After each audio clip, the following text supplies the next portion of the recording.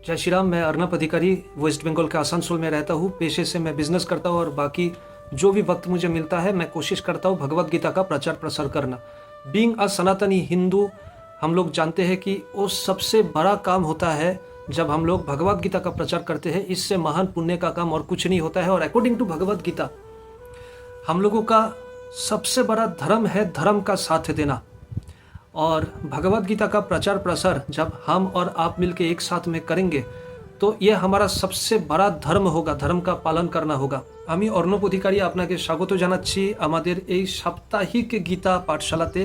এবং according to Gita আমরা জানি যে ভগবত গীতার প্রচার প্রসার আমাদের ধার্মিক কর্তব্য এবং গীতা থেকেই আমরা জেনেছি ধর্মের সাথে দেওয়া হচ্ছে সবথেকে বড় ধর্ম। সেই কারণেই এই ভিডিও লিঙ্কটা সবার আগে সব জায়গাতে শেয়ার করুন, ইমিডিয়েট শেয়ার করুন। আপনার স্ট্যাটাস থেকে শুরু করে হোয়াটসঅ্যাপ গ্রুপ থেকে শুরু করে সব জায়গাতে শেয়ার করুন। ঈশ্বরের নিমিত্তই আজকে আমাদেরকে একসাথে এখানে নিয়ে এসছে। তাই যত আপনি ভগবত গীতার প্রচারে কোনায় কোনায় আমাদের এই মেসেজটা পৌঁছে দিতে সাহায্য করবেন ততটাই আপনি আমাদের ধর্মের পুনঃস্থাপনাতে সাহায্য করবেন। তাই সবার আগে এটা শেয়ার করতে থাকুন এবং সাথে থাকুন। ये पूरा सेशन मैं हिंदी और बांग्ला में लेने वाला हूँ क्योंकि मेरे दोनों ऑडियंस है। कान पकड़ के मैं माफ़ी मांगता हूँ। मैं कोई पंडित व्यक्ति नहीं हूँ, मैं कोई विद्वान या भगवत गीता का एक्सपर्ट कोई व्यक्ति नहीं हूँ। मैं खुद एक स्टूडेंट हूँ और बस मेरा ये आदत है कि जो मैं पढ़ता हूँ उसमें और परफेक्शन और भी डेप्थ को पकड़ने के लिए वही मैं ट्यूशन पढ़ाता हूँ। ये मैं आगे भी किया हूँ बचपन में, आप में से भी बहुत सारे लोग किए होंगे। तो वही चीज़ मैं आज भी कर रहा हूँ कि भगवत गीता जितना मैं पढ़ रहा हूँ, जितना इसके गहराई में जा रहा हूँ, ये इतना ट्रांसफॉर्मेशन हमारी ज़िंदगी में लेके आ रहे हैं कि मैं खुद को रोक नहीं सकता हूँ। मैं ये मैसेज आप लोगों के साथ शेयर कर रहा हूँ। इसलिए मत सोचिए कि मैं इस जगह में इसलिए हूँ क्योंकि मैं कोई बहुत महान कोई पंडित विद्वान व्यक्ति, ऐसा कुछ नहीं। मैं आपसे कम जानता हूँ लेकिन स्टिल मैं ये काम कर रहा हूँ। इसलिए आप मुझे मदद कीजिए इस वीडियो को शेयर करके मेरे मैसेज को कोने कोने में पहुँचने के लिए। देखिए, সবার প্রথমে আমি এটাই বলবো যে ভগবত গীতার প্রচারে এসেছি তার মানে এই নয় যে আমি কোনো মহান পণ্ডিত ব্যক্তি, তাই আমাকে ক্ষমা করবেন, আমি কান ধরে ক্ষমা চাইছি। আমি খুব সাধারণ একটি ছাত্র, আমি ভগবত গীতা পড়ছি এবং আমার জীবনে তার জন্য যে সদর্থক পরিবর্তন যেগুলো আসছে সেই পরিবর্তনটা দেখে আমি এতটাই খুশি আনন্দিত যে সেই আনন্দকে আমি আপনাদের সাথে শেয়ার করে দিচ্ছি। আমি আমার আনন্দ আমার নিজের কাছে আটকে না রেখে আপনাদের সাথে শেয়ার করছি। আমি এখানে বসে কথা বলছি এই জন্যে নয় যে আমি আপনার থেকে বেশি জানি, বরং আপনার জ্ঞান আমার থেকে অনেক বেশি। তবু আমি একটা প্রচেষ্টা করছি, কিন্তু সেই প্রচেষ্টা তখনই সফল হবে যখন আপনি এই ভিডিওর লিঙ্কটা আরও 10 জায়গায় 15 জায়গায় 20 জায়গায় শেয়ার করবেন এবং তার মাধ্যমে একমাত্র ভগবত গীতাকে আপনি কোনায় কোনায় পৌঁছে দিতে সক্ষম হবেন। তো চলুন শুরু করা যাক। এখানে আমরা প্রতি সপ্তাহে রবিবার সন্ধ্যে 7:30টায় ভগবত গীতার সেশনটা নেব এবং আপনাকে বলে রাখি যে সেশনটা একটু অন্যরকমভাবে হবে। অধ্যায় 1 থেকে অধ্যায় 18 অবধি আমরা পরপর যাব এবং শ্লোকা 1 থেকে শ্লোকা 700 অবধি আমরা পরপর যাব এবং সেখানে আমাদের কোনো তাড়াহুড়ো নেই যে একদিন আমাদের 10টা শ্লোকায় যেতে হবে। আমরা যতটুকু পড়ব গভীরে যাওয়ার চেষ্টা করব এবং সেখান থেকে আমাদেরকে কি রহস্য উন্মোচন করা হয়েছে, কি বলা হচ্ছে, हिडन मैसेज, সেটা নিয়ে আমরা আলোচনা করব। देखिए, यहाँ पर जो है हर हफ्ता हम लोग 7:30 बजे मिलेंगे संडे के दिन यूट्यूब प्रीमियर में। इसलिए चैनल सब्सक्राइब कर लीजिए ताकि मिस ना करें और बेल आइकन प्रेस कर लीजिए। इसके साथ साथ जो है यहाँ पर जो कुछ भी बोला जाएगा ये अध्याय 1 से अध्याय 18 तक एवं श्लोका 1 से श्लोका 700 तक जो है हम लोग स्टेप बाय स्टेप जाएंगे। कोई जल्दबाजी नहीं है कि एक ही दिन में सब कुछ कवर करना है, एक दिन में 5-5, 10-10 श्लोका पढ़ना है। कोई ऐसे कोई कंपटीशन रेस नहीं चल रहा है। बस इतना ध्यान रखना है कि जितना तक बोलेंगे उसके अंदर में जो गहराई में मैसेज है वो मैसेज को समझने का कोशिश करेंगे। तो महाभारत हम लोग सब जानते हैं, भगवत गीता का पटभूमि भी जानते हैं, कुरुक्षेत्र के मैदान, आमने सामने पांडव और कौरव। तो ये सब कुछ को लेके जो है हम लोग अलग अलग सेशन में बात करते रहेंगे। आज मैं उतना पटभूमि में नहीं जा रहा हूँ। सिर्फ एक चीज़ मैं बोलूँगा कि ये जो कौरव में जो सबसे बड़ा लीडर था दुर्योधन, ये पांडव से जलते थे। ये पांडव से जलते थे। इनको हस्तिनापुर से जो है बहुत पहले निकाल दिया गया था क्योंकि दुर्योधन को हस्तिनापुर का राजा बनना था। और जब पांडव इंद्रप्रस्थ बनाए थे तो उसमें भी उनको जलन हुआ था। जब पांडव इंद्रप्रस्थ बनाया था और वहाँ पर राजसूय यज्ञ किया था, उस यज्ञ में जब दुर्योधन को बुलाया गया था, दुर्योधन जब जाके देखे थे कि व्हाट इज इट, ये इंद्रप्रस्थ है। ये जो पंच पांडव पांचों जो भाई है, एक बंजर जमीन को इतना बड़ा इंद्रप्रस्थ बना लिया। ये देख के उसके मन में जो ईर्ष्या आया था तभी ये सोच लिए थे कि इनसे इंद्रप्रस्थ भी छीन लेना है। और वही प्लानिंग के साथ बाद में बहुत सारा चालाकी करके जो है पंच पांडव से इंद्रप्रस्थ भी छीन लिया गया था। पांडव को 12 साल का वनवास, 1 साल के अज्ञातवास में भेजा गया था। আমরা এটা অলরেডি জানি যে কৌরবদের যে সবথেকে বড় ভাই দুর্যোধন, সে কখনো পাণ্ডবদেরকে সহ্য করতে পারতো না এবং সেই কারণেই পাণ্ডবদেরকে অনেক আগেই তারা হস্তিনাপুর থেকে বের করে দিয়েছিল। এবং হস্তিনাপুর থেকে বেরিয়ে যাওয়ার পরে পাণ্ডবরা মেহনত করে যখন ইন্দ্রপ্রস্থ নগরী তৈরি করে তখন সেটা দুর্যোধনের অনেক ঈর্ষার কারণ হয়ে দাঁড়ায়, মাথা ব্যথার কারণ হয়ে দাঁড়ায়। সে ভাবে যে আমি তো একটা রুক্ষ জমি দিয়েছিলাম পাণ্ডবদেরকে থাকার জন্য, সেখানে তারা কি করে এত বড় একটা নগরী বানালো। পাণ্ডবরা সেই ইন্দ্রপ্রস্থ নগরীতে যখন রাজসূয় যজ্ঞর আয়োজন করলো তখন দুর্যোধনকে ইনভাইট করেছিল। দুর্যোধন সেখানে এসে আরও তার মাথা খারাপ হয়ে যায় যে ভাই এটা কি, হোয়াট ইজ ইট, এত বড় রাজ্য, এত সমৃদ্ধশালী রাজ্য কি করে বানালো, এটা তো হস্তিনাপুরের থেকেও বড়। তো এই ঈর্ষা নিয়েই সে তখন মনে মনে সংকল্প করে যে করে হোক পাণ্ডবদেরকে এখান থেকেও তাড়াতে হবে। এবং সেই চালাকির সাথেই, চতুরতার সাথেই পরবর্তীকালে আমরা জানতে পারি যে পাণ্ডবদেরকে হস্তিনাপুর থেকে যেরকম তাড়ানো হয়েছিল সেরকম ইন্দ্রপ্রস্থ থেকেও তাদেরকে তাড়ানো হয়। কিছু শর্ত রাখা হয়, 12 বছরের বনবাসে পাঠানো হয়, 1 বছরের অজ্ঞাতবাসে পাঠানো হয়। এবং শর্ত অনুযায়ী 13 বছর পরে যখন পাণ্ডবরা ফিরে আসে তখন কিন্তু পাণ্ডবদেরকে আর সেই ইন্দ্রপ্রস্থ ফেরত দেওয়া হয় না। শর্ত অনুযায়ী ফেরত দেওয়ার কথা ছিল কিন্তু ফেরত দেওয়া হয় না। বলা হয় যে তোমাদেরকে কিছু দেওয়া হবে না। शर्त के हिसाब से 13 साल बाद जब पांडव रिटर्न आते हैं तब उनको ये इंद्रप्रस्थ रिटर्न देना था, लेकिन दुर्योधन रिजेक्ट करता है, मना कर देता है, बोलते हैं कि हम नहीं देंगे। तो उस समय क्या होता है, कुरुक्षेत्र का युद्ध होते हैं। कुरुक्षेत्र के युद्ध के समय में मैं एक चीज़ आप लोग को बताऊंगा स्टेप बाय स्टेप, कुछ चीज़ें यहाँ पर एनालिसिस करने वाली बात है। ये पांडव में से अर्जुन और कौरव में से दुर्योधन दोनों द्वारका नगरी में श्री कृष्ण जी के पास हेल्प मांगने जाते हैं। बात को समझिएगा। हम लोग सनातन धर्म बोलते हैं। सनातन धर्म क्या है? सनातन मतलब प्राचीन, जिसका कोई शुरू नहीं है। जितना भी आप इंसानी मजहब देखते हो आप बोल सकते हो कि ये 13,000 साल पहले स्टार्ट हुआ या 2,000 साल पहले स्टार्ट हुआ, इस व्यक्ति ने स्टार्ट किया, इस पुस्तक के माध्यम से स्टार्ट हुआ। लेकिन सनातन धर्म में ऐसा कुछ नहीं कि इतने साल पहले स्टार्ट हुआ। आप कोई समय नहीं बोल सकते हो, कोई काल नहीं बोल सकते हो, कोई एक पुस्तक नहीं बोल सकते हो, कोई एक व्यक्ति नहीं बोल सकते हो। ईश्वर का बनाया हुआ वो सभ्यता है जो आदि अनंत है, जिसका कोई शुरू नहीं, जिसका कोई अंत नहीं। कितने आए इसको बर्बाद करने, खुद बर्बाद हो गए, लेकिन कभी इसको कुछ नहीं कर पाए। ये जो है सनातन है, ये सनातन का धर्म है। कुछ धर्म मतलब रिलीजन नहीं। ये संस्कृत शब्द है। संस्कृत जो सर्वप्राचीन भाषा है, तमिल और संस्कृत सर्वप्राचीन भाषा है। तो संस्कृत शब्द धर्म है। धर्म का मतलब होता है अपना कर्तव्य, ड्यूटी, रेसपन्सिबिलिटी। रिलीजन नहीं, रिलीजन मतलब हो जाता है मजहब, सम्प्रदाय। तो সবার প্রথমে আমাদেরকে এটা বুঝতে হবে যে সনাতন ধর্মটা কি। সনাতন ধর্ম মানে সনাতন, আদি অনন্ত, যার কোনো শুরু নেই, যার কোনো শেষ নেই, বিনাশ নেই। কবে শুরু হয়েছে, কে শুরু করেছে, কোন বই থেকে স্টার্ট হয়েছে কেউ বলতে পারেন। এটা কোনো মানুষের বানানো সম্প্রদায় নয় যেটা 1,500 বা 2,000 বছর আগে শুরু হয়েছে, এই মানুষটা শুরু করেছে, এই বইটা থেকে স্টার্ট হয়েছে, এরকম নয়। এটা হাজার হাজার লাখ লাখ কোটি কোটি বছরের পুরনো, যার কোনো শুরুর ডেট নেই, কোনো মানুষ থেকে স্টার্ট হয়। ঈশ্বরের বানানো যুগ যুগ ধরে চলে আসা একটা সিস্টেম, একটা পদ্ধতি, একটা জীবনশৈলী। তো সেখানে কিছু ধর্ম আছে। ধর্ম মানে রিলিজিয়ান নয়, রিলিজিয়ান মানে সম্প্রদায় বা মাঝহাব। ধর্ম মানে হচ্ছে কর্তব্য, ডিউটি। তো সনাতন ধর্মটা কি? সেই আদি অনন্ত ধর্ম, আদি অনন্ত ধর্ম যেটা আমাদের পালন করা উচিত। बाई बर्थ अगर आप सनातनी हो तो काफ़ी नहीं, आपको धर्म से सनातनी होना पड़ेगा। माता पिता का धर्म होता है, शिक्षक का धर्म होता है, राजधर्म होता है, एक छात्र का धर्म होता है, एक सेना का धर्म होता है, मंत्री नेता का धर्म होता है। तो आपका भी कुछ धर्म है, उसका पालन करना होगा, तभी आप सनातन धर्म से कहलाओगे। सिर्फ जन्म काफ़ी नहीं है, धर्म होना ज़रूरी है। तो सबसे पहला सनातन धर्म जो है अगर हम लोग देखेंगे वो क्या है, वो है जो अधर्म है उसके अगेंस्ट पे आवाज़ उठाना। देखুন সনাতন ধর্ম আদি অনন্তকাল থেকে চলে আসা সেই সনাতনের কিছু ধর্ম যেটা আমাদেরকে ফলো করতে হবে। বাই বার্থ, জন্মগত আমরা যদি সনাতনী হই সেটা যথেষ্ট নয়, ধর্মগত আমাদের সনাতনী হতে হবে।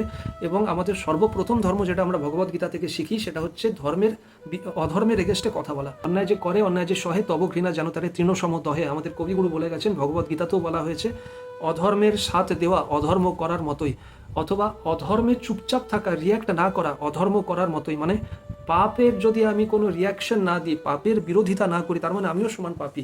আমাকে ধর্মের সাথ দিতে হবে এবং ধর্মের সাথ দেওয়াই হচ্ছে সব থেকে বড় ধর্ম। দেখুন, देखिए कुरुक्षेत्र का जो युद्ध था वो सिर्फ एक पीस ऑफ लैंड के लिए नहीं था, वो एक ज़मीन के टुकड़े के लिए नहीं था। वो किस चीज़ के लिए था? वो था धर्म के साथ अधर्म का लड़ाई। कि अगर आपको वो इंद्रप्रस्थ देना ही नहीं था तो आप ये पांडव को 12-13 साल वनवास, अज्ञातवास में क्यों घुमाए? उसके मन में उम्मीद क्यों दिए? उसको आशा क्यों दिए कि आप 12-13 साल बाद आओ, आपको दे देंगे इंद्रप्रस्थ? ऐसा क्यों हुआ? पहले ही बोल सकते थे कि चलो आप शर्त हार गए हो, आपको इंद्रप्रस्थ नहीं देंगे। ऐसा तो नहीं किए थे। দেখুন, কুরুক্ষেত্রের যুদ্ধটা কিন্তু একটা জমির জন্য নয়, একটা রাজ্যের জন্য নয়। এটা কিন্তু ধর্ম আর অধর্মের লড়াই, অধর্মের বিরুদ্ধে ধর্মের লড়াই। কারণ এটা আমাদের বুঝতে হবে, যদি পাণ্ডবদেরকে প্রথমেই বলা হতো যে আপনারা শর্তে হেরে গেছেন, ইন্দ্রপ্রস্থ আমরা নিয়ে নিলাম, তাহলে আলাদা ব্যাপার ছিল। কিন্তু পাণ্ডবদেরকে একটা আশা দেওয়া হয়, একটা এক্সপেকটেশন তাদেরকে দেওয়া হয় যে আপনারা 12-13 বছরের অজ্ঞাতবাস, বনবাস সব করে আসুন, তারপরে ইন্দ্রপ্রস্থ পেয়ে যাবেন। যখন তারা সব কিছু করে আসে, এত খেটে খুঁটে মেহনত করে, এত শর্ত পালন করে যখন তারা আসে একটা এক্সপেকটেশন নিয়ে, তখন তাদেরকে রিজেক্ট করা হয়। এটা অন্যায়। এবং এই অন্যায়ের বিরুদ্ধে যদি প্রতিবাদ না করা হয় তাহলে কিন্তু সেই অন্যায়কে সাপোর্ট করার সাথ দেওয়া এবং একই রকমের পাপ করা। তাই অধর্মের বিরুদ্ধে ধর্মযুদ্ধ হচ্ছে, আমাদের করতেই হবে এবং এটাই হচ্ছে আমাদের ধার্মিক কর্তব্য এবং এটাই আমাদের সনাতন ধর্ম। যেটা আমরা ভগবত গীতা থেকে শিখেছি, যেখানে শ্রীকৃষ্ণজি স্বয়ং অধর্মের বিরুদ্ধে রুখে দাঁড়ানোর জন্য অর্জুনকে অনুপ্রাণিত করেছেন, যেটা আমরা জানি তার মুখনিঃসৃত বাণী ভগবত गीता। तो সেই भगवत गीता আমরা এগিয়ে যাওয়ার আগে এই জিনিসগুলো আমাদেরকে বুঝতে হবে। भगवत गीता में आगे जाने से पहले हमें ये चीज़ों को समझना पड़ेगा कि स्वयं श्री कृष्ण जी अधर्म के खिलाफ धर्म का युद्ध लड़ने के लिए भगवत गीता में हमें बोल के गए हैं, जो हमारा सबसे पहला धर्म है, ये हमारा आदि अनंत सनातन धर्म है कि अधर्म के खिलाफ आवाज़ उठाओ। आप अगर आवाज़ नहीं उठा रहे हो तो आप जो है सनातन धर्म का पालन नहीं कर रहे हो। दूसरा चीज़, यहाँ पर एक छोटा सा इंसिडेंट आप लोगों को बताऊंगा। ये दुर्योधन और अर्जुन दोनों द्वारका नगरी में श्री कृष्ण जी से मिलने के लिए जाते हैं। जब द्वारका नगरी में ये दोनों जाते हैं तो सबसे पहले दुर्योधन जाते हैं, उसके बाद अर्जुन पहुंचते हैं। श्री कृष्ण जी अपने महल के शयन कक्ष में निद्रा में थे और दुर्योधन जाके उनके सिर के पास एक सिंहासन में बैठ जाते हैं और राजा अर्जुन श्री कृष्ण जी के चरण के पास हाथ जोड़ करके कर जोड़ करके खड़े रहते हैं। तो এখানে আমাদের একটা জিনিস খুব ইম্পর্টেন্ট, একটা ঘটনা আমি আপনাদের সাথে শেয়ার করছি, যে কুরুক্ষেত্রের যুদ্ধে সাহায্য নেওয়ার জন্য অর্জুন এবং দুর্যোধন দুজনেই দ্বারকা নগরীতে শ্রীকৃষ্ণজির সাথে দেখা করতে যান এবং শ্রীকৃষ্ণজির মহলে তার শয়ন কক্ষে যখন তারা পৌঁছায়, সবার আগে দুর্যোধন পৌঁছায়, তারপরে অর্জুন পৌঁছায়। দুর্যোধন পৌঁছে শ্রীকৃষ্ণজিকে যখন দেখে যে সে নিদ্রায় মগ্ন, সে শ্রীকৃষ্ণজির মাথার কাছে একটা সিংহাসনে বসে পড়ে, কিন্তু অর্জুন पायर काछे हाथ जोड़ कर दाঁড়িয়ে থাকে। जब श्री कृष्ण जी का नींद खुलता है तो सबसे पहले अर्जुन को देखते हैं और उसके बाद देखते हैं कि दुर्योधन भी बैठे हैं पीछे सर के पास। तो दोनों को वेलकम करते हैं और पूछते हैं आने का कारण क्या है।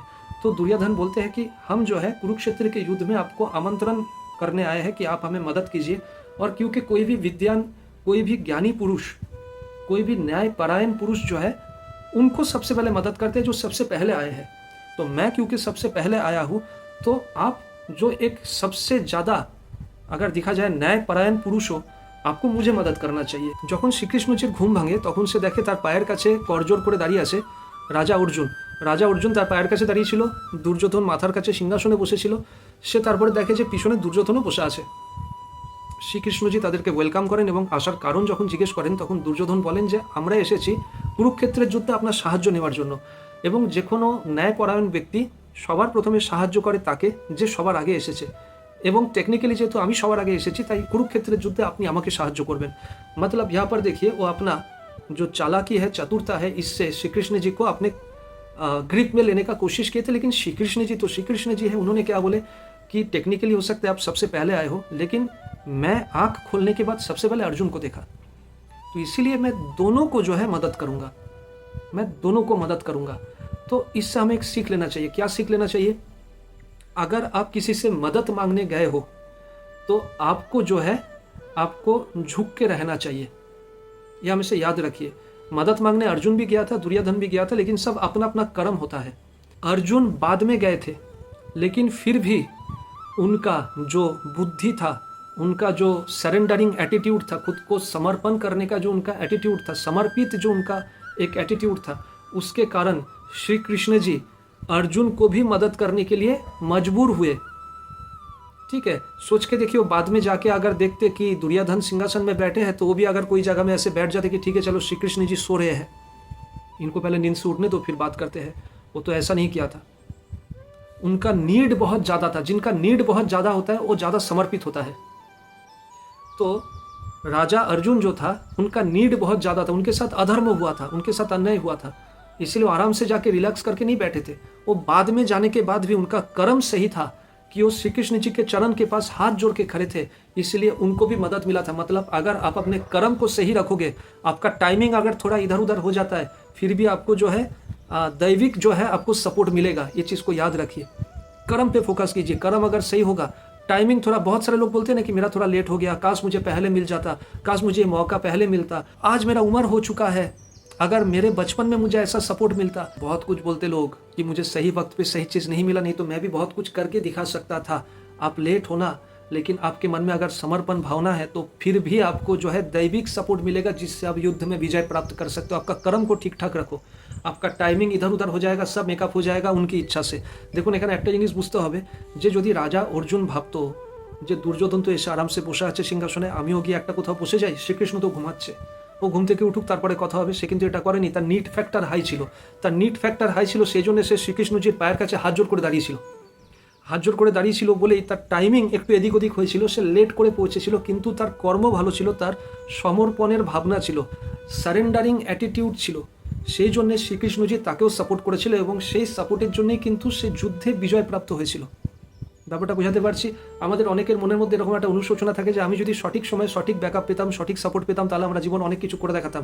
আমি একটু লেট হয়ে গেলাম, আমার একটু বয়স হয়ে গেল, আমি যদি আজ থেকে 5 বছর আগে এই সুযোগটা পেতাম, বা আমি যদি কম বয়সে এই সুযোগটা পেতাম, আমি অনেক কিছু করে দেখাতাম। দেখুন, হতে পারে আপনার সময় এদিক ওদিক হয়েছে, টাইমিং এদিক ওদিক হয়েছে, ওটা আপনার হাতে নেই, কিন্তু আপনার সমর্পণ ভাবনা এবং আপনার ধর্মের সাথ দেওয়া, আপনার সঠিক কর্ম, এটা আপনার হাতে আছে। যদি আপনি ধর্মের সাথে চলেন, যদি আপনি আপনার সঠিক কর্মটাকে সঠিক রাখেন এবং সমর্পণ অ্যাটিটিউডে থাকেন, যে আপনি যখন কোনো একটা ওয়াইজ ব্যক্তির কাছে যাচ্ছেন, কিছু নিতে যাচ্ছেন, শিখতে যাচ্ছেন, আপনি যখন কোনো কিছু লাইফে অ্যাচিভ করতে চাইছেন, তো আপনার থেকে যে সাকসেসফুল, তার সামনে যখন আপনি একটা স্যারেন্ডারিং অ্যাটিটিউড নিয়ে, একটা লার্নিং অ্যাটিটিউড নিয়ে যখন আপনি তার থেকে কিছু শিখতে চাইবেন, আপনার কর্ম আপনার ভাগ্য বদলে দেবে। আপনার টাইমিং একটু এদিক ওদিক হলেও, আপনি যদি কোনো জায়গাতে লেটও হন, তবু আপনি বিজয় প্রাপ্ত হবেন যদি আপনার কর্ম সঠিক থাকে, যদি আপনার সমর্পণ ভাবনা থাকে। দৈবিক শক্তি আপনাকে সাহায্য করবে কুরুক্ষেত্রের যুদ্ধে জয়লাভ করার জন্য। তো এটাই আমরা এখান থেকে শিখি, যে রহস্যটা আমাদেরকে বুঝতে হবে, যে जब दोनों वहाँ पर गए थे श्री कृष्ण जी के पास, एक पहले गया था, एक लेट करके गया था, लेकिन जो लेट किया था उसको भी सपोर्ट मिला था, क्योंकि वो सरेंडरिंग एटीट्यूड पे हाथ जोड़ के पैर के पास खड़ा था। ये चीज़ को हमेशा याद रखिए। जब कुछ सीखना है तो आपको फ्लेक्सिबल होना है, नरम होना है, एटीट्यूड में मत रहिए, लर्निंग एटीट्यूड में रहिए। यहाँ पर और एक चीज़, श्री कृष्ण जी जो है यहाँ पर 2 ऑप्शन देते हैं, बोलते हैं कि मैं दोनों को ही जो है सपोर्ट करूँगा, 2 ऑप्शन देता हूँ। एक, मेरे जैसे सैकड़ों नारायणी सेना जो हथियार लेके रहेंगे, शस्त्र के साथ रहेंगे, या फिर आप उनका सपोर्ट लीजिए, या फिर मैं रहूंगा आपके साथ, लेकिन मैं युद्ध नहीं लड़ूंगा, मैं हाथ में हथियार नहीं उठाऊंगा। आपको क्या चाहिए बोलिए? सबसे पहले अर्जुन से पूछा गया, अर्जुन बोले कि मुझे श्री कृष्ण जी आप चाहिए। अब युद्ध ना लड़ो चलेगा, अब हथियार ना उठाओ चलेगा, लेकिन आप चाहिए बस। दुर्योधन खुश हो गया, क्योंकि उनको नारायणी सेना की जरूरत था। वो सोचे कि श्री कृष्ण उधर में रहेगा तो क्या फर्क पड़ता है, वो तो हथियार नहीं उठाएगा, युद्ध नहीं लड़ेगा, लेकिन उनके जैसा सैकड़ों सेना अगर मेरे साथ रहेगा, मैं तो ऐसी युद्ध में विजय प्राप्त कर जाऊंगा। लेकिन यहाँ पर एक चीज़ समझने लायक बात है, जो एक वाइज डिसीजन, कि आप कभी भी क्वालिटी के ऊपर फोकस करो, क्वांटिटी के ऊपर नहीं। अर्जुन को जब मौका मिला था तो ये नहीं बोले थे कि मुझे सैकड़ों नारायणी सेना चाहिए, वो क्या बोले थे कि मुझे आप चाहिए, क्योंकि वो কোয়ান্টিটি पे नहीं কোয়ালিটি पे ফোকাস किया था। তো এখানে একটা জিনিস আমাদেরকে বুঝতে হবে, যে শ্রীকৃষ্ণজি দুজনকেই সাহায্য করতে চেয়েছিলেন এবং উনি দুটো প্রস্তাব দিয়েছিলেন। এক, যে আমার মতো হাজার হাজার সশস্ত্র নারায়ণী সেনা থাকবে, আপনি চাইলে তার সাহায্য নিতে পারেন, অথবা আমি স্বয়ং থাকবো, কিন্তু আমি যদি স্বয়ং আপনার সাথে থাকি, আমি কিন্তু যুদ্ধ করবো না, হাতিয়ার ওঠাবো না। সবার প্রথমে প্রস্তাব দেওয়া হয় রাজা অর্জুনকে। রাজা অর্জুন বলে যে আমার শ্রীকৃষ্ণকে চাই, আপনি যুদ্ধ না লড়ুন চলবে, আপনি অস্ত্র না ওঠান চলবে, আপনি সাথে থাকুন। ঠিক ওই সময়তে দুর্যোধন খুশি হয়ে যায়, কারণ সে ভাবে যে আমি কৃষ্ণকে নিয়ে কী করবো, সে তো যুদ্ধ করবে না বলছে, সে হাতিয়ার ওঠাবে না বলছে, কিন্তু কৃষ্ণের মতো যদি আমি হাজার হাজার নারায়ণী সেনা পেয়ে যাই, সেটাই তো আমাকে যুদ্ধে জয়লাভ করাবে। তো এখানে আপনাদেরকে একটা জিনিস শিখতে হবে, বুঝতে হবে, আমাদের প্রত্যেককে এখান থেকে শেখার আছে, যে লাইফে অলওয়েজ কোয়ান্টিটিকে না কোয়ালিটিকে ফোকাস করতে হবে। কোয়ালিটি ম্যাটার্স, কোয়ান্টিটি না। হাজার হাজার নারায়ণী সেনাকে ফোকাস না করে রাজা অর্জুন যখন প্রস্তাব পেয়েছিলেন, তখন উনি কোয়ালিটিকে ফোকাস করেছিলেন। তাই আপনি কত কিছু করছেন সেটা ইম্পর্টেন্ট না, কোন কাজটা কত কোয়ালিটি ইমপ্রুভ করছেন, দ্যাট ইজ ইম্পর্টেন্ট। আপনি 10 রকমের কাজ করে জীবনে সাফল্য নাও পেতে পারেন, আপনি একটা কাজ করেও চূড়ান্ত সাফল্য অর্জন করতে পারেন। আপনার 10টা ইমপারফেক্ট কাজের থেকে একটা পারফেকশনের সাথে কাজ আপনাকে বেশি সাফল্য দেবে, এটা একটা পয়েন্ট। 2 নাম্বার পয়েন্ট, যে আপনি আপনার প্রচুর বন্ধু না বানিয়ে কিছু সেরকম সার্কেল বানান যারা আপনার থেকে অনেক বেশি ইমপ্রুভড, যারা আপনাকে কিছু না কিছু শেখাতে পারবে, যারা আপনাকে অলवेज चैलेंज করবে আপনার স্কিল डेवलपमेंट জন্য। यहाँ से 2 चीज़ बहुत इंपॉर्टेंट है जो हमें सीखना पड़ेगा। नंबर 1, कि 10 अलग अलग काम पे फोकस ना करके एक काम को करके हम लोग ज़्यादा सक्सेस अचीव कर सकते हैं। 10 अलग अलग काम हो सकता है आपको उतना सक्सेस ना दे, 10 अलग अलग इम्परफेक्ट काम आपको उतना सक्सेस ना दे जितना एक काम में आपका ज़्यादा परफेक्शन आपको दे सकता है। तो ये एक चीज़ कि आप कोई भी एक चीज़ में ज़्यादा क्वालिटी इंप्रूव करो तो वो चीज़ आपको सब कुछ दे देगा।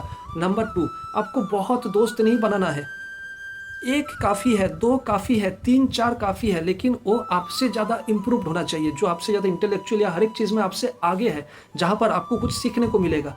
हम लोग क्या करते हैं, हम लोग हमेशा ऐसे लोगों से ज़्यादा कंफर्ट होते हैं जो हमसे थोड़ा नीचे है। क्यों? क्योंकि हमें लगता है कि भाई मैं तो उनके सामने में बहुत मतलब क्वालिटी पर्सन हूँ, मैं उससे ज़्यादा इंटेलिजेंट हूँ, ये मेरे सामने में अगर रहता है तो मैं उनको सिखाता रहता हूँ। ऐसा नहीं, आपको वो सर्कल चाहिए जहाँ पर आप सीखते रहते हो। आपको बहुत दोस्त नहीं चाहिए, आपको क्वालिटी सर्कल चाहिए जो आपको हमेशा स्किल डेवलप करने के लिए चैलेंज करता है। तो हमें भगवद गीता से ये रहस्य के बारे में जानने का मौका मिलता है कि आपको अगर मौका मिले नारायणी सेना और स्वयं श्री कृष्ण, तो आपको एक श्री कृष्ण के ऊपर फोकस करना है, ना कि सैकड़ों नारायणी सेना के ऊपर। तो यहाँ से हम लोग তো এখান থেকে আমরা এটা শিখছি যে যদি শ্রীকৃষ্ণ আর লক্ষ লক্ষ নারায়ণী সেনার অপশন আসে তাহলে লক্ষ লক্ষ নারায়ণী সেনাকে ছেড়ে দেবো, আমরা একজন শ্রীকৃষ্ণতে ফোকাস করব, আমরা क्वालिटीতে फोकस করব, क्वांटिटीতে না। जब दुर्योधन और अर्जुन द्वारका नगरी से रिटर्न आते तो स्वयं श्री कृष्ण दुर्योधन के पास जाते हैं और उनको बोलते हैं कि आप कुरुक्षेत्र का युद्ध मत लड़िए, ये महायुद्ध से जो है हम सबको दूर रहना चाहिए। सिर्फ श्री कृष्ण जी नहीं, राजा ध्रुपद और भी बहुत सारे विद्वान व्यक्ति दुर्योधन के पास गए थे उनको रोकने के लिए कि आप कुरुक्षेत्र का युद्ध ना लड़ो। लेकिन दुर्योधन का एक ही बात था कि मैं अगर जिंदा हूँ तो पांडव को एक जमीन का टुकड़ा तक नहीं देंगे, मेरे जिंदा रहते हुए पांडव को कुछ नहीं मिलेगा। तो जब सबको उन्होंने रिजेक्ट किया, जब स्वयं श्री कृष्ण जी को भी रिजेक्ट कर दिया, तो कुरुक्षेत्र का युद्ध तो होना ही था, ये महायुद्ध होना ही था और उसका अंजाम, उनका जो फैसला जो है वो पहले से तय हो चुका था। तो आपको यहाँ पर एक चीज़ समझना पड़ेगा, आप क्या अचीव करोगे ये इस चीज़ के ऊपर निर्भर नहीं करता है कि आप क्या कर रहे हो, बल्कि ये तो तभी डिसाइड हो जाता है जब आप वो काम करने का डिसीजन लिए थे। मतलब मान के चलिए मैं आज एक गलत डिसीजन लिया कोई काम करने का, और वो गलत काम को मैं 1 साल से कर रहा हूँ, 1 साल बाद उसका रिजल्ट नेगेटिव निकला, तो वो जो 1 साल बाद नेगेटिव रिजल्ट आया वो मेरे 1 साल के काम के कारण नहीं, उस 1 साल पहले के डिसीजन के कारण, बाकी तो सिर्फ समय था। मतलब आपका सही डिसीजन और आपका गलत डिसीजन ही आपके जीवन का फैसला कर देते हैं, बाकी आप क्या कर रहे हो वो तो समय की बात है।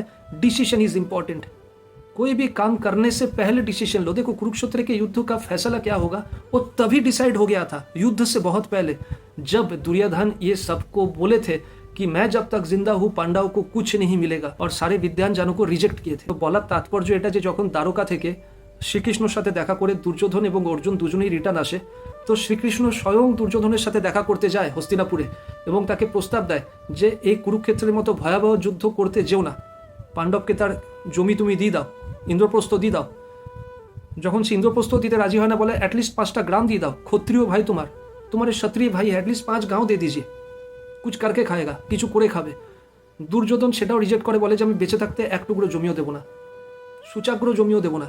অনেক বিদ্বান ব্যক্তি তার কাছে যায়, তাকে কুরুক্ষেত্রে যুদ্ধ করতে বারণ করে, সেখানে রাজা ধ্রুপদও ছিল, প্রত্যেকে রিজেক্ট করে। কুরুক্ষেত্রে যুদ্ধের ফয়সালা যুদ্ধক্ষেত্রে হয়নি, এই সিদ্ধান্তটা নেওয়ার সময়তেই হয়ে গেছিল যে আমি বেঁচে থাকতে পাণ্ডবকে এক টুকরো জমিও দেবো না। তাই আপনি যদি কোনো কাজ করার আগে আপনার সেই কাজ করার সিদ্ধান্তটার উপরে ফোকাস করেন যে এটা সঠিক সিদ্ধান্ত না ভুল সিদ্ধান্ত, তাহলে আপনার জীবনটা বদলে যাবে। कोई काम करने के बाद उसका नतीजा पॉजिटिव होगा नेगेटिव होगा ये सब सोचने से कोई मतलब नहीं। वो काम करने से पहले आपको समय लेके अपने बुद्धि का प्रयोग करके 10 आपसे भी ज़्यादा विद्वान लोगों से बात करके सबसे सलाह मशवरा करके आपको ये डिसीजन लेना पड़ता है कि ये काम सही है गलत। কোনো সিদ্ধান্ত নেওয়ার আগে আপনি দরকার হলে আপনি আরও আপনার থেকে যারা বিদ্বান, যারা বুদ্ধিমান, যারা সফল তাদের সাথে কথা বলুন, তারপরে একটা ডিসিশন নিন। কিন্তু ডিসিশন নিয়ে নিলেন, কাজটা করছেন, তো কাজ যদি করতেই থাকেন, যদি আপনার ডিসিশনটাই ভুল হয় তাহলে আপনার কিন্তু রেজাল্টটাও ভুল হবে। তাই কাজের থেকেও অনেক বেশি ইম্পর্টেন্ট কাজটা করার আগে যে ডিসিশনটা নিচ্ছেন সেটা। তো অলওয়েজ कोई काम करने से पहले, कोई डिसीजन लेने से पहले जितना हो सके सोच लो। जितने लोगों से बात करना है, जिनसे सलाह मशवरा करना है, যার সাথে পরামর্শ করার করে নিন। কারণ ডিসিশনটাই যদি ভুল হয় তাহলে 1 বছর পরে হোক 2 বছর পরে হোক রেজাল্টটা তো নেগেটিভ আসবেই। ডিসিশনই अगर गलत है तो 1 साल बाद हो 2 साल बाद हो रिजल्ट तो नेगेटिव आएगा ही। তাই কোনো কাজ করার আগে সবার সাথে পরামর্শ করুন যাতে পরে পস্তাতে না হয়। महाभारत के उद्योग पर्व में अध्याय 127 के श्लोका 22 से लेकर 25 तक हम लोग ये जान पाते हैं कि जब दुर्योधन सबको रिजेक्ट किए थे कि हम किसी का बात नहीं सुनेंगे और जिंदा रहते हुए पांडव को कुछ नहीं देंगे, कुरुक्षेत्र का युद्ध होगा ही, तब जाके माता कुंती के आदेश से और श्री कृष्ण जी के परामर्श से जो है कुरुक्षेत्र के युद्ध के लिए पांडव राजी हुआ था। মহাভারতের উদ্যোগ পর্বের 127 নম্বর অধ্যায়ের 22 থেকে 25 শ্লোকে আমরা জানতে পারি যে দুর্যোধন যখন সবাইকে রিজেক্ট করে, সবার কথা যখন অমান্য করে এবং বলে যে আমি বেঁচে থাকতে কোনো এক টুকরো জমিও পাণ্ডবকে দেব না এবং কুরুক্ষেত্রের যুদ্ধ হবেই হোক কোনো অসুবিধা নেই, তখন माता कुंतीर आदेशे एवं श्री कृष्णजीर परामर्शे कुरुक्षेत्र युद्धेर जन्य पांडवरा प्रस्तुत है। मतलब जब कोई और ऑप्शन नहीं बचता है तो धर्म युद्ध ही एकमात्र रास्ता है। अगर जितना सारा ऑप्शन है सब कुछ अप्लाई हो गया और कोई ऑप्शन नहीं बचता है तो धर्म युद्ध ही करना पड़ेगा। धर्म युद्ध वो युद्ध है जिसमें आप कुछ पाने के लिए नहीं कर रहे हो, जिसमें ना कुछ पाने का लालच ना कुछ खोने का डर, बस विधर्म के अगेंस्ट पे अधर्म के अगेंस्ट पे आपको लड़ना है, क्योंकि यही आपका सनातन धर्म है। इसमें जीतेंगे तो दुनिया आपका, विश्व आपका, और अगर हारेंगे फिर भी स्वर्ग का द्वार आपके लिए खुला हुआ रहेगा। देखुन যখন কোনো আর অপশান থাকে না তখন ধর্মযুদ্ধই একমাত্র অপশান, যেটা ভগবদ্গীতা আমাদেরকে শিখিয়েছে এবং আমাদেরকে ভগবদ্গীতা সেই ধর্ম পালন করতে হবে। যখন আর কোনো অপশান নেই তখন ধর্মযুদ্ধ লড়তে হবে। ধর্মযুদ্ধ কোনো কিছু পাওয়ার জন্য নয়, এখানে না কিছু পাওয়ার লোভ, না কিছু হারানোর আশঙ্কা বা ভয়। আমরা ধর্মযুদ্ধ লড়বো অধর্মের এগেনস্টে, এবং সেই যুদ্ধে যদি জিতে যাই তাহলে গোটা বিশ্ব আমাদের, এবং যদি হেরে যায় তাহলে স্বর্গের দ্বার আমাদের জন্য খোলা। এটাই ভগবদ্গীতাতে বলা আছে। दोनों पक्ष मतलब पांडव और कौरव का जब कुरुक्षेत्र के मैदान पे युद्ध के लिए तैयारी पूरा संपूर्ण हो चुकी है, तब महर्षि वेद व्यास जी धृतराष्ट्र जी से मिलने के लिए आए। अब धृतराष्ट्र से मिलने के लिए आए, और क्योंकि धृतराष्ट्र जन्मांध है, उनको ये बोले कि अगर आप चाहते हो तो मैं आपको दिव्य दृष्टि दे सकता हूँ जिससे आप युद्ध को प्रत्यक्ष कर सकते हो। लेकिन धृतराष्ट्र जी ने मना कर दिया, बोले कि नहीं, मुझे दिव्य दृष्टि नहीं चाहिए, मैं ऐसे भयावह जो युद्ध है उसको नहीं देखना चाहता हूँ। लेकिन हाँ, अगर मुझे इसका एक्सप्लेनेशन मिल जाए कि कैसे हो रहा है, क्या हो रहा है, नहीं हो रहा है, अगर बस इतना सुनने को मिल जाए तो भी चलेगा। तो उस समय महर्षि वेदव्यास जी जो है वो धृतराष्ट्र के सारथी संजय को दिव्य दृष्टि देते हैं। और दिव्य दृष्टि का सिस्टम ऐसा है कि दिन रात युद्ध जब चल रहा है, जब नहीं चल रहा है, हर समय क्या हो रहा है, क्या नहीं हो रहा है, क्या एक्शन हो रहा है, और जब एक्शन नहीं हो रहा है, कोई कुछ सोच रहा है, वो सोच भी जो है वो दिव्य दृष्टि से संजय सुन सकते हैं, समझ सकते हैं, प्रत्यक्ष कर सकते हैं, बिना थके, बिना रुके। इतना बड़ा पावर संजय को दिया जाता है। तो सोच के देखिए, कुरुक्षेत्र के युद्ध में अगर दुर्योधन कुछ सोच रहा है, या श्री कृष्ण रथ में बैठ के कुछ सोच रहा है, बोल नहीं रहा है, बस सोच रहा है कि हमें ये करना है, तो ये भी संजय अपने दिव्य दृष्टि से समझ सकते हैं। इतना बड़ा पावर उनको मिला। दिन रात 24/7 जब तक युद्ध चलेगा वो सब कुछ देख सकते हैं, समझ सकते हैं, बिना रुके, बिना थके। इतना पावर उनको दिया जाता है। যুদ্ধ যখন শুরু হয়েছে, যখন পাণ্ডব কৌরব প্রতিপক্ষ আমনে সামনে দাঁড়িয়ে, তখন মহর্ষি বেদব্যাস হস্তিনাপুরে ধৃতরাষ্ট্রের কাছে আসে এবং তাকে বলে যে আপনাকে আমি দিব্য দৃষ্টি দিতে পারি যাতে আপনি কুরুক্ষেত্রের যুদ্ধ প্রত্যক্ষ করতে পারেন, কারণ ধৃতরাষ্ট্র জন্মান্ধ ছিলেন। ধৃতরাষ্ট্র তখন বলেন যে আমি ভয়াবহ যুদ্ধ দেখতে চাই না, কিন্তু আমি যদি অ্যাটলিস্ট লাইভ শুনতে পাই যে কী হচ্ছে না হচ্ছে, সেটাই আমার কাছে অনেক। তখন মহর্ষি বেদব্যাস কী করেন, ধৃতরাষ্ট্রের যে সারথী সঞ্জয় তাকে দিব্য দৃষ্টি দিয়ে দেয়, এবং সেই দিব্য দৃষ্টি এতটা পাওয়ারফুল ছিল যে কুরুক্ষেত্রের যুদ্ধে যা হচ্ছে, যা হচ্ছে না, দিন রাত 24/7 যখন অ্যাকশন হচ্ছে না, কেউ যদি কোনো কিছু চিন্তাও করে, ইভেন সেই চিন্তা কি করছে, কে করছে, সব কিছু সঞ্জয় তার দিব্য দৃষ্টির মাধ্যমে শুনতে পাবে, দেখতে পাবে, অনুভব করতে পারবে, বুঝতে পারবে, এবং সেটাও অক্লান্তভাবে, বিনা ক্লান্ত হয়ে, कंटिन्यूअसली एतटा पावर दिव्य दृष्टि ताके देवा है। यही महर्षि वेदव्यास जी ये भी बोलते हैं कि कोई भी अस्त्र जो है संजय को टच नहीं कर पाएगा। महर्षि वेदव्यास एटाओ बोलेन जे कोनो अस्त्र संजय के टच करते पारबे ना, एवं तार साथे एटाओ बोलेन जे এই যুদ্ধ হবেই, এই মহা সর্বনেশে যুদ্ধ হবেই, এবং যুদ্ধের শেষে ধর্মের জয় হবে। महर्षि वेदव्यासও এখানে ভবিষ্যৎবাণী করে যায়। महर्षि वेदव्यास जी ये बोलते हैं कि संजय को कोई हथियार, कोई अस्त्र टच नहीं कर पाएगा, और ये पूरा 24/7 बिना रुके, बिना थके हर एक चीज़ को प्रत्यक्ष कर पाएगा। इतना पावर देके जाते हैं, और साथ में भविष्यवाणी भी करके जाते हैं कि कुरुक्षेत्र का युद्ध अब होगा ही, ये कोई नहीं रोक सकता, ये भयावह युद्ध होगा, और इस युद्ध के अंत में धर्म का ही जय होगा। अब भगवद गीता लेकिन पहले दिन से युद्ध का एक्सप्लेनेशन नहीं है। भगवद गीता किन्तु युद्धের প্রথম দিন থেকে বর্ণনা করা হচ্ছে না। এই ঘটনাটা আপনাদেরকে জানিয়ে রাখি, যুদ্ধ যখন এদিকে চলছে তখন কিন্তু সঞ্জয় ধৃতরাষ্ট্রকে বসে গোটা বিশ্ব নিয়ে বলছে, যুদ্ধ নিয়ে বলছে না। সে জাস্ট বলছে যুদ্ধ শুরু হয়ে গেছে, তারপরে কিন্তু বিশ্ব নিয়ে বলছে যে কোথায় কি দ্বীপ মহাদ্বীপ আছে, সেগুলো কেমন দেখতে, ভারতবর্ষ কেমন দেখতে, তার কোথায় কি আছে। जब युद्ध शुरू हुआ है, बस इतना इन्फॉर्मेशन दे दिया है संजय ने धृतराष्ट्र को कि युद्ध शुरू हो चुका है, लेकिन उसके बाद युद्ध को लेके कुछ नहीं बोल रहे थे। वो गोटा विश्व को लेके बोल रहे थे कि पूरे विश्व में कहाँ पर क्या चल रहा है, कौन से द्वीप महाद्वीप कैसे दिखते हैं, भारत कैसे दिखते हैं, ये सब एक्सप्लेनेशन चल रहा था। लेकिन यही युद्ध चलते चलते 10वें दिन पहुँचता है, 10th डे। और जब 10वें दिन पहुँचता है तो उस दिन जो पिता विश्व है, विश्व पितामह जो है, वो रथ से गिर जाते हैं, और ये दुख की संवाद संजय धृतराष्ट्र को देते हैं कि जो पिता विश्व है वो रथ से गिर गए। वो युद्ध का 10वां दिन है, 10th डे है।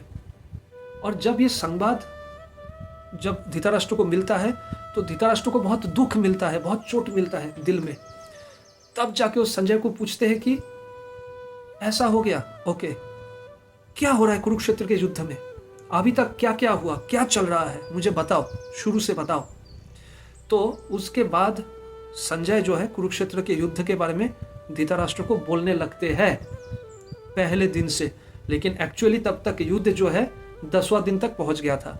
और যুদ্ধ কিন্তু যখন চলছিল প্রথম দিন থেকেই সঞ্জয় ধৃতরাষ্ট্রকে কিছু বলেনি, সে সব কিছু অন্যান্য জিনিস এক্সপ্লেন করছিল, ভারতবর্ষ কীরকম দেখতে, অন্য দ্বীপ মহাদ্বীপ কীরকম দেখতে।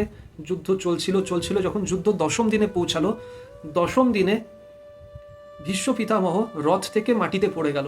যখন এই ঘটনাটা ঘটলো তখন সঞ্জয় তাড়াতাড়ি করে ধৃতরাষ্ট্রকে খবরটা জানালো, এবং এই খবরটা পেয়ে যে পিতামহ ভীষ্ম মাটিতে পড়ে গেছে রথ থেকে, সেটা শুনে ধৃতরাষ্ট্র খুব আঘাত পেল মনে। এবং যখন সে মনে আঘাত পেল তখন সে সঞ্জয়কে জিজ্ঞেস করলো যে কি করে প্রথম দিন থেকে যুদ্ধটা হয়ে আসছে, পিতামহ ভীষ্ম কীভাবে রথ থেকে পড়লো, এখন অবধি কী কী হয়েছে, সব কিছু আমাকে ডিটেলসে বলো। তখন 10ম দিনে দাঁড়িয়ে সঞ্জয় প্রথম দিন থেকে 10ম দিনে পিতামহ ভীষ্মের রথ থেকে পড়ে যাওয়া অবধি সব কিছু এক্সপ্লেন করতে শুরু করে। এখান থেকেই ভগবদ্গীতা শুরু হয়। महाभारत के भीष्म पर्व के 25वां अध्याय है, 25तम अध्याय है जहाँ से भगवद गीता शुरू होता है। মহাভারতের ভীষ্ম পর্বের 25তম অধ্যায় থেকে ভগবদ গীতা এখান থেকে শুরু হয়। এখান থেকে ভগবদ গীতার প্রথম শ্লোক, ধর্মক্ষেত্রে কুরুক্ষেত্রে সমবেতা जुजुत्सव मामका पांडवाश्चैव किं कुर्वत संजय। धृतराष्ट्र पूछते हैं कि धर्मक्षेत्र कुरुक्षेत्र में मामका मेरा और पांडु के पुत्रगण एक साथ मिल के अभी तक क्या किया है। ধর্মক্ষেত্রে কুরুক্ষেত্রে আমার এবং পাণ্ডুর পুত্রগণেরা একত্রিত হয়ে সমবেত হয়ে এখন অবধি কি করলো। That was the question.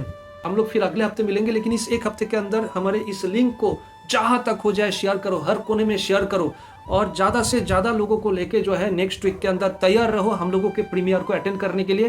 फिर से अगले हफ्ते 9 तारीख शाम को 7:30 बजे आप लोगों से यूट्यूब में मिलते हैं। जय श्री राम, हर हर महादेव, भारत माता की जय, जय हिंद, वंदे मातरम।